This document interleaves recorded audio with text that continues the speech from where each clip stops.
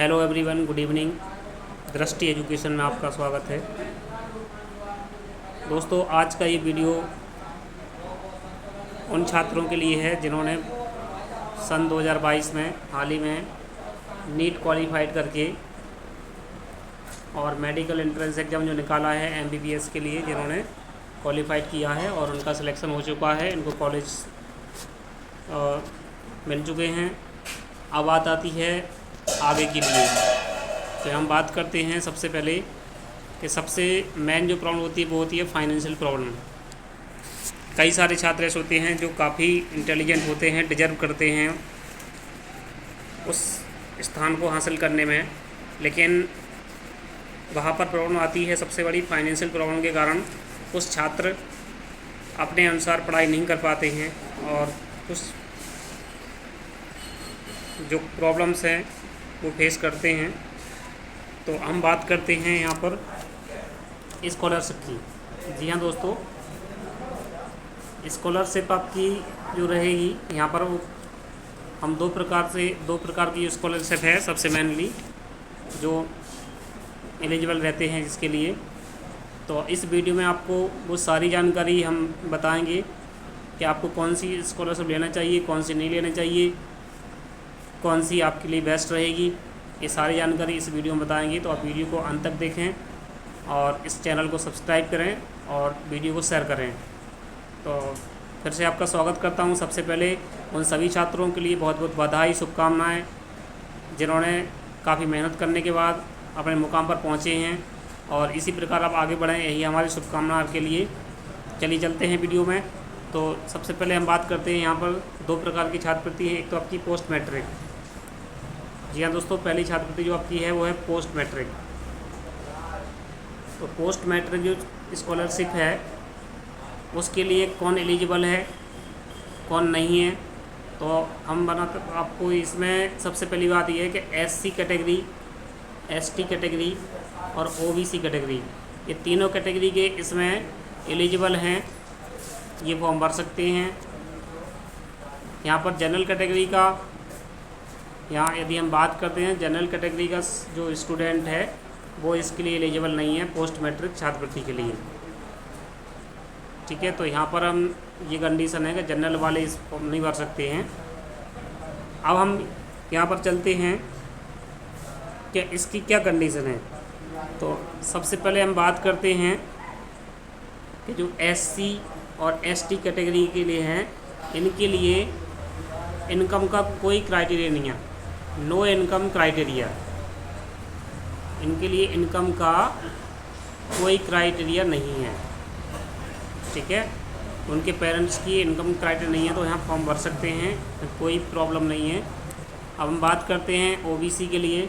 तो ओबीसी के जो स्टूडेंट हैं उनके पेरेंट्स की जो इनकम है वो आपकी होना चाहिए 3 लाख होना चाहिए।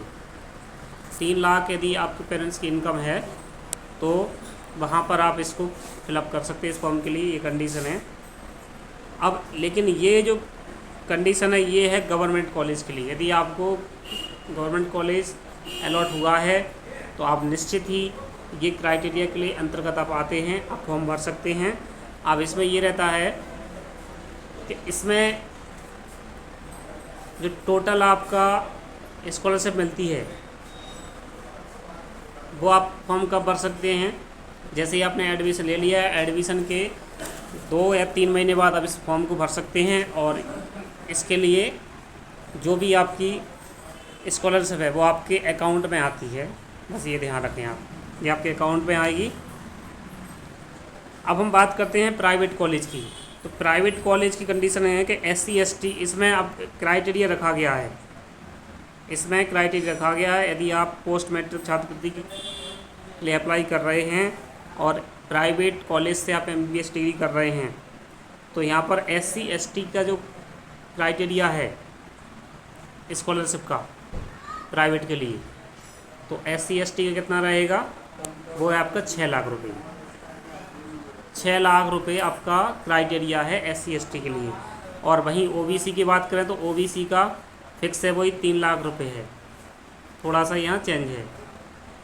उनके पेरेंट्स की इनकम इतनी होनी चाहिए प्राइवेट के लिए। अब यहाँ पर कि इसमें डिग्री नहीं रखती है कि 10वीं 12वीं की मार्कशीट, मार्क्स नहीं देखे जाते इसमें पोस्ट मैट्रिक छात्रवृत्ति में। यहाँ पर मार्क्स नहीं देखे जाते हैं, जितने भी है वो आपके चल देंगे।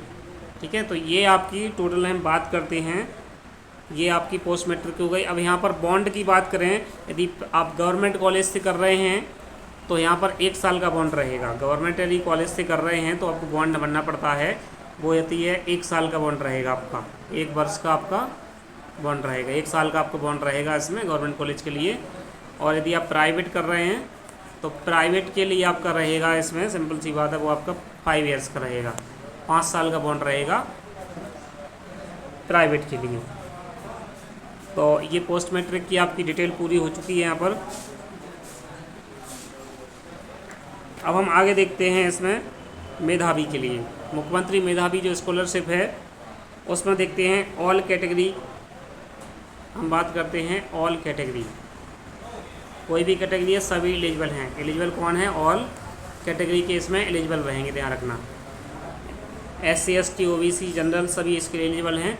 अब यहाँ पर एक कंडीशन है, आप वो ध्यान रखें, सबसे बड़ी बात कि यहाँ यदि आप स्टेट बोर्ड से, यदि आपने 12th किया है स्टेट बोर्ड से, स्टेट बोर्ड के लिए यदि आपने 12th किया है मेधावी के लिए, स्टेट बोर्ड,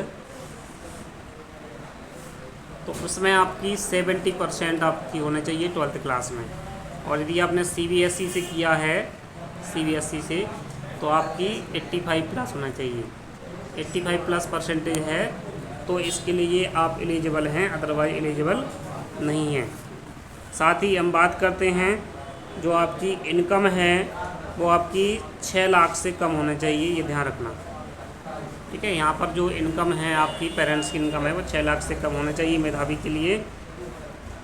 और अब हम बात करते हैं कि इसमें जो स्कॉलरशिप आती है वो आपके खाते में नहीं आएगी, ये सीधी स्कॉलरशिप जाएगी कॉलेज के अकाउंट में जाएगी, ये से ध्यान रखना। यहाँ पर जो स्कॉलरशिप है कॉलेज के अकाउंट में जाती है, यहाँ आपको डायरेक्ट आपको आपके खाते में नहीं आएगा, कॉलेज अकाउंट ट्रांसफ़र की जाएगी, यहाँ पर आपके खाते में ट्रांसफ़र नहीं की जाएगी, ध्यान रखना। ये कॉलेज के खाते में ट्रांसफ़र होगी, आपके खाते में नहीं होगी। अब हम बात करते हैं कि दोनों में अंतर क्या है, कौन सी बेस्ट है। तो हम बात करें इसमें कि आपकी पोस्ट मैट्रिक बेस्ट है, क्योंकि यहाँ पर जो स्कॉलरशिप आती है, जैसे मान के चलो कि आपकी फ़ीस लगती है 8 लाख रुपए, आपकी फ़ीस कितनी लगी है?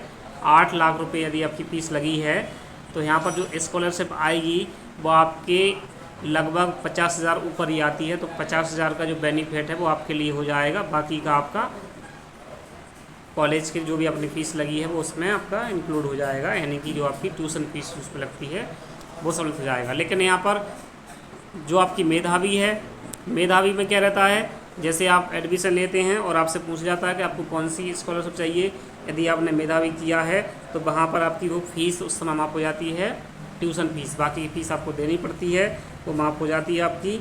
और जब भी आप फॉर्म भरते हैं तो वो जो पैसा है वो सीधे कॉलेज के अकाउंट में ट्रांसफ़र होगा, आपके अकाउंट में नहीं आएगा। तो देखा जाए तो सबसे जो बेस्ट आपकी स्कॉलरशिप है, बेस्ट स्कॉलरशिप है वो आपकी है post matric. Post matric scholarship best है, आप इसको भरें, क्योंकि मेधावी में इतना फ़ायदा नहीं है।